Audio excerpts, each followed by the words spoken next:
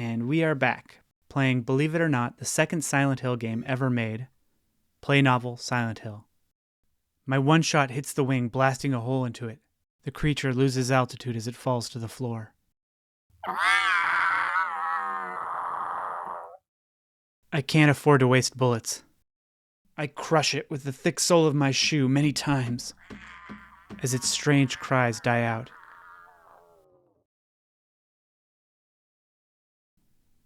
A dark red stain spreads out on the floor. What the hell? Ah, Jesus Christ, it's disgusting. This is not a dream. What's happening to this place? Only the sound of my fist hitting the table echoes in the cafe. At my feet, the still warm corpse of the creature lies in the center of a pool of oddly colored liquid.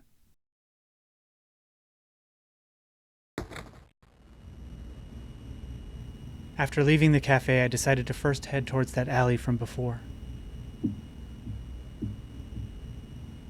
Black figures fly about in the heavens, as if searching for prey. Wait, I then came to realize a constant. The static on the radio changes based on their movements.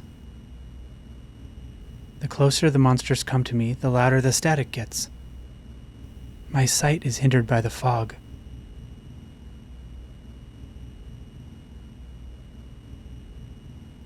And, on top of that, the weather's so bad snow is falling. So this information about the monsters is extremely important.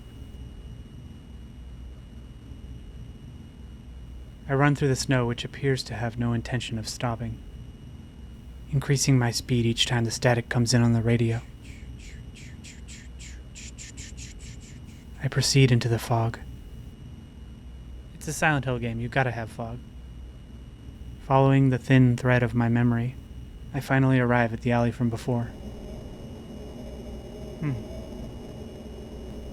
The evil atmosphere has dissipated, and light pours in along with snow between the buildings.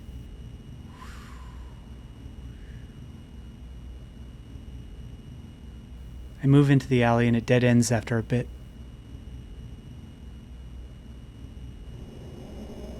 At the end of the alley, I see a familiar sketchbook. It appears to have been thrown away. The likeness of me that Cheryl drew is on the cover. Cheryl. That's the picture she drew on the cover of the sketchbook. This is definitely Cheryl's.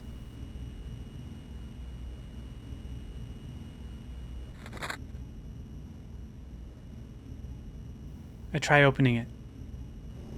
Inside, the following is written in red ink. To school. Along Levin Street, I slip through the back door of a house that had a doghouse, and then I head for the school.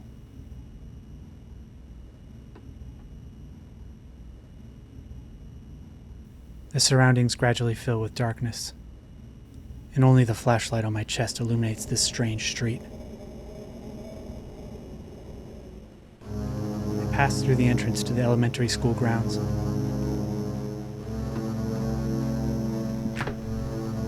When I open the door that leads to the school building, I see even more darkness was waiting for me inside.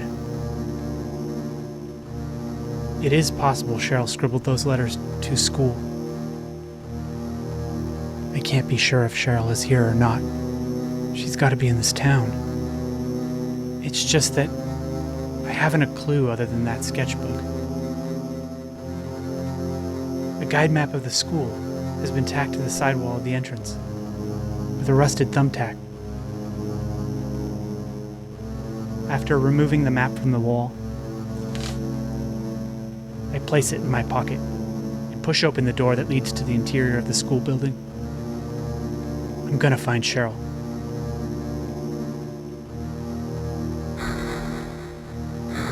Alright, here we are. My footsteps in the creaking of the hallway. They sound like screams as their reverberations rock my eardrums. I'd been walking carefully, step by step, but without realizing it, I had begun to run. There's no sign of anyone. The silent innards of the school building are dark.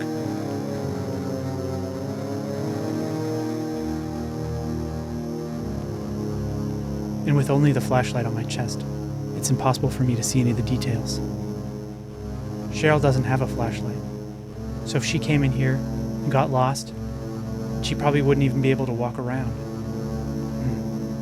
I gotta keep moving. Since I have my flashlight turned on, she should be able to notice me easily. At least I have that modest hope.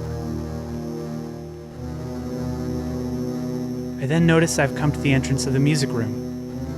I place my hand on the heavy door.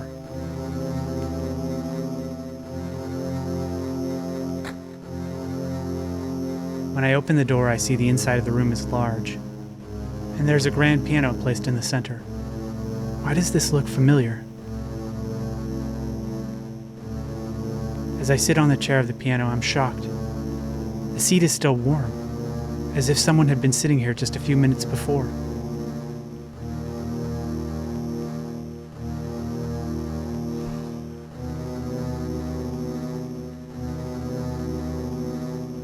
Cheryl's smile runs through the back of my mind.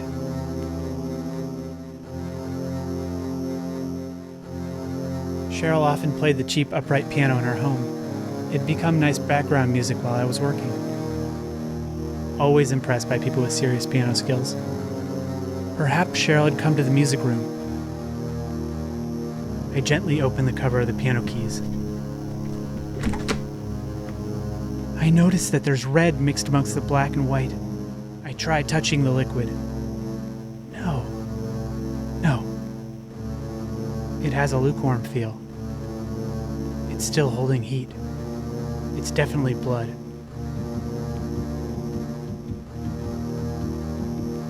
My heart is pounding in my chest like an alarm bell. A large amount of blood spilled on the keys. If this is Cheryl's blood, then she may no longer be alive. I wipe the stain off my hands onto my jeans, stand, and leave the music room. At the same time I closed the door, I thought I heard someone scream. Maybe it was just my imagination. This is intense music. I walk down the hallway.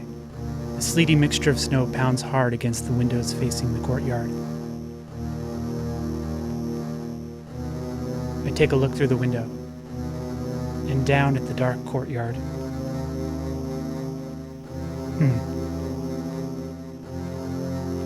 The not-so-large courtyard is dotted with areas in which withered plants are growing. In addition to that, an old clock tower is faintly visible. From here, I can't determine what time the clock is pointing to. It is hard to read things in dreams. Could be a dream. Wait! Something appears to be wriggling about in the darkness. An animal? No, it's dark, I can't see so well. But it's slowly moving on two legs. It appears to be searching for prey. At that moment, the radio I had clipped to my chest suddenly began making noise.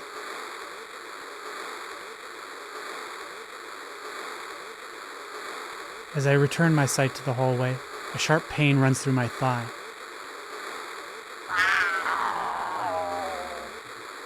When I look down, I see the two tips of those long claws are piercing my thigh. Those oddly shaped monsters. They're posed like they want to hug me.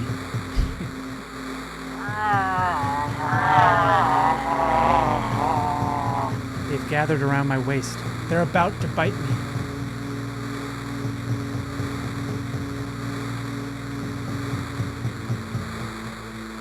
It does seem like I'm going to need some space to fire my gun.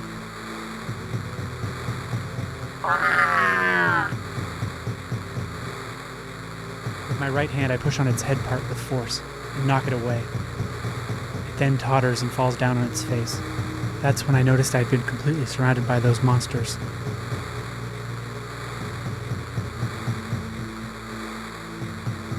I ready the gun. I fix my aim on their head and pull the trigger with my trembling index finger.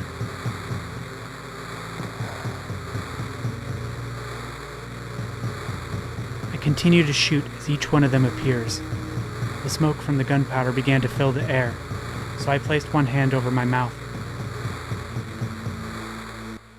Even after the noise from the radio had stopped, I could only stand there, paralyzed in utter amazement among their corpses. Is Cheryl all right? She has to be. But she shouldn't have been carrying anything that could be used as a weapon. I begin running. I can't just stand around. There's not a moment to lose. Cheryl is waiting for me. Wait a minute. Suddenly my vision has become hazy or something, and I rub my eyes. When I look back, I see all the bodies of the monsters have unexpectedly vanished. What? Was I hallucinating or something?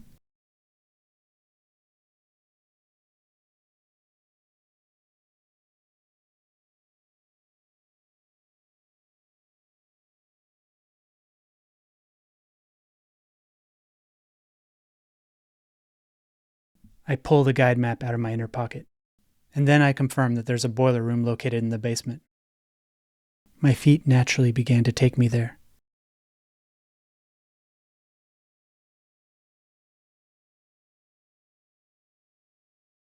All right, that's all for now. Thanks for watching.